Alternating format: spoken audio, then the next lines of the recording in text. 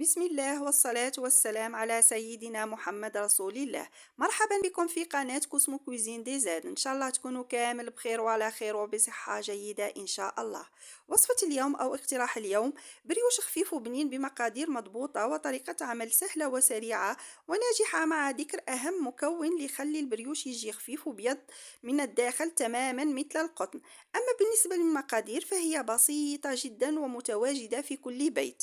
نقول مرحبا بالمشتركين، واللي ما زالوا ما اشتركوش ادعوهم للاشتراك ونقول لهم مرحبا بكم في قناتكم. هيا نمر مباشرة لمعرفة المقادير وطريقة التحضير. بسم الله وعلى بركة الله. لتحضير عجينة البريوش راح نحتاج اولا ل 450 ملل من الحليب يكون دافئ، 10 جرامات من خميرة الخبز ما يعادل ملعقة كبيرة. بالضراب اليدوي فقط راح نحرك خميرة الخبز مع الحليب جيدا، ثم أضيف 70 جرام من السكر العادي ما يعادل 4 حتى 5 مغارف كبار تاع ماكلة، ملعقة صغيرة ملح بما يجيناش البريوش صامت ما يجيش مسوس، ثم أضيف 2 حبات بيض بحرارة المطبخ، ثم أضيف 4 ملاعق كبار تاع زيت، وملعقة صغيرة من خميرة الحلويات. بالضراب اليدوي فقط راح نحرك جميع المكونات اللي أضفتهم للحليب، نحرك جيدا حتى تتجانس وتندمج جميع المكونات مع بعض. وصلنا للمرحلة الأخيرة، راح نضيف الفرينة. عندي 750 جرام من الفرينة، هو من المفضل نحطوها على 2 دفعات، ما نحطوهاش على دفعة واحدة. كما راكم تلاحظوا راح نحط الدفعة الأولى من الفرينة وراح نعقبها عبر المصفاة هكا باه نتخلصوا من جميع الحبيبات والتكتلات الموجودة في الفرينة. نحط الكمية الأولى ونعقبها عبر المصفاة ونخلطها مع الخليط الأول، ثم نزيد الكمية الثانية. كما راكم لاحظتوا حطيت الكميه الاولى وهنا راح حطيت الكميه الثانيه، هكا نحطوها على دفعات باش نعرفوا نتحكموا في قوام العجينه، لانه الفرينه انا اللي خدمت بها دات معاي 750 غرام بالتمام والكمال، ولكن انت الفرينه راح تخدم بها ما عرف ممكن تشرب وممكن ما تشربش.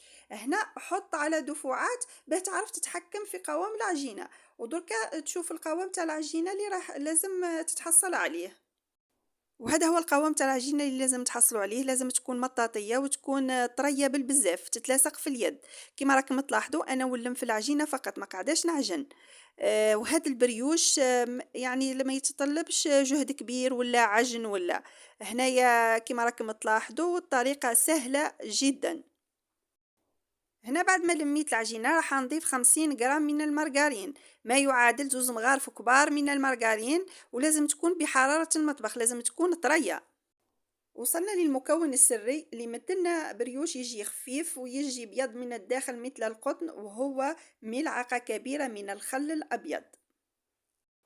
هنا راح ندمج المارغرين مع العجينه. هنا شوفوا لاحظوا مليح كيف راني نخدم، مانيش قاعده نعجن ومانيش قاعده نقطع في العجينه، انا ولم في العجينه مع بعضها فقط حتى تندمج العجينه مع المارغرين والخل اللي حطيناهم، حتى نتحصلوا على عجينه تكون رطبه وتكون ملسه وتبقى تتلاصق في اليد. وهذا هو السر الثاني باش ينجح معاكم البريوش، تحصلوا على بريوش يجي خفيف ما يجيش مكدس ويجي ثقيل.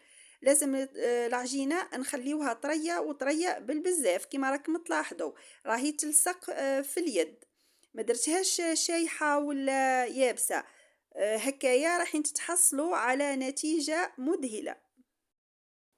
اولا نغطي العجينه بكيس بلاستيكي ثم بطرشون يكون نظيف هكا باه العجينه تبقى محافظه على الحراره تاعها، لانه الحر راهو بارد درك.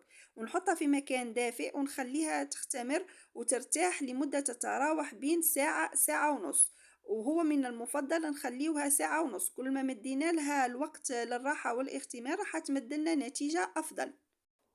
شوفوا العجينة كيف ما طلعت واختمرت ما شاء الله تبارك الرحمن. أنا صراحة خليتها ساعة ونص حدا المدفأة. اولا راح نديغازي العجينه نهبط لها التخمير كما راكم تلاحظوا، وهنا كما راكم تلاحظوا العجينه بقات تتلاصق في اليد رغم انه خليتها ساعه ونص وهي ترتاح. راهي شربت ما بقاتش كما الاول تتلاصق بزاف في اليد، ولكنها بقات تتلاصق، وهذه هي القاعده الصحيحه باش تحصلوا على بريوش يكون مليح. حطيت العجينه فوق سطح العمل، هنايا راح نلمها شويه بهذه الطريقه ونبدا نشكل فيها الى كرات صغيره. هنا عندي كمية من الزيت راح ندهن بها يديا هكا باش يساعدني في تشكيل حبات تاع البريوش، لأنه العجينة راهي تتلاصق كثيرا. هنا ما نستعملوش الفرينة لأنه الفرينة راح تشيح العجينة. هو من المفضل نوزنوا حبات تاع البريوش هكايا باش يجيو الحبات كاملين على حجم واحد. والوزن المثالي للحبة تاع البريوش هو بين 90 94 غرام. وهنا اذا ما كانش عندك الميزان مش مشكل، اخدمهم برك، حاول تخرجهم كاملين حجم واحد، اخدم عينك ميزانك. وهنا طريقة تشكيل البريوش راهي سهلة ومعروفة. هكايا بعد ما وزنت قطعة من العجينة 94 غرام، نحكمها ونكورها هكايا مليح حتى تتشكل عندي الشكل الكروي. بعد ما شكلت حبات البريوش راح نستفهم في بلاطو فيه ورقة طهي بابي سولفيغيزي، راح نستفهم بهذه الطريقة ونخلي تباعد بين كل حبة وحبة. وإذا ما كانش عندكم ورقة طهي ممكن تدهنوا البلاطو بالمارغرين وترشوه بالفارينة. بعد ما انتهيت من تشكيل جميع حبات البريوش، شوفوا هنا جاو كاملين على حجم واحد، راح نغطيهم بكيس بلاستيكي وبطرشون نظيف ونعاود نحطهم في مكان دافئ ونخليهم يزيدوا يرتاحوا ويختمروا لمدة 15 دقيقة فقط، ما نزيد عليهم ما نقص. وإذا كان الحال سخون نخليوهم 10 دقائق. وفي الوقت اللي البريوش راهو يرتاح ويختمر راني شعلت الفرن ونخليه يسخن على درجة حرارة 180 درجة. هنا بعد مرور 15 دقيقة راح نحي الكيس البلاستيكي، نحيه بكل هدوء به من نهبطش الخمور تاع الحبات تاع البريوش. هنا شوفوا كيف ما جاو ما شاء الله، كيف ما اختمروا، يعني اختمروا مليح. هنا عندي صفار تاع حبة بيض، اضفت لها ملعقة صغيرة من الزيت العادي النباتي، وراح نزيد نضيف لها 2 ملاعق كبار تاع حليب ونخلطهم مليح. وهادو هما اللي راح ندهن بهم وجه الحبات تاع البريوش. ملاحظة فقط هنايا كي ندهنوا وجه تاع حبات البريوش، ندهنوهم بالعقل برك بكل لطف باش ما نهبطوش التخمير تاع الحبات تاع البريوش. واللي مبتدئة كي تشكلهم وتفض ادهنهم بصفار البيض، ولكن ما تغطيهمش بالكيس البلاستيكي لانه بعد راح يلصق لك في حبات تاع البريوش، ومن بعد كي تجي تنحيه راح يفسد لك البريوش. هنا عندي كمية من الجنجلانية محمصة راح نزين بها هكا، نوزعها فوق من فوق الحبات تاع بريوش. وممكن تزين ايضا بالسكر، ترش السكر من فوق، او ايضا ممكن تخليهم عادي ما تزيد لهم والو. بعد ما ننتهي من تزيين البريوش راح نحطه في فرن اللي سخناه مسبقا على درجة حرارة 180 في الرف الوسط على نار من تحت فقط لمدة تتراوح بين 25 حتى 30 دقيقة. وهذا هو البريوش بعد ما طاب وخرجته من الفرن. هنا راهو سخون، شوفوا ما شاء الله اللون الأحمر اللي اكتسبه، يعني جا طايب ما شاء الله. وهذا هو البريوش اللي خدمناه بعجينة قطنية بمعنى الكلمة. شوفوا تبارك الرحمن ما شاء الله، المنظر راهو يشهي. ممكن ايضا ندهن الوجه بالقليل من المربى ونرش عليه جوز الهند من فوق. انا اكتفيت فقط بالجنجلانية. لاحظوا هاد الهشاشة ما شاء الله روعة، عجينة قطنية بمعنى الكلمة، تذوب في الفم وخفيفة جدا، اما الطعم رائع رائع وما يتشبعش منه.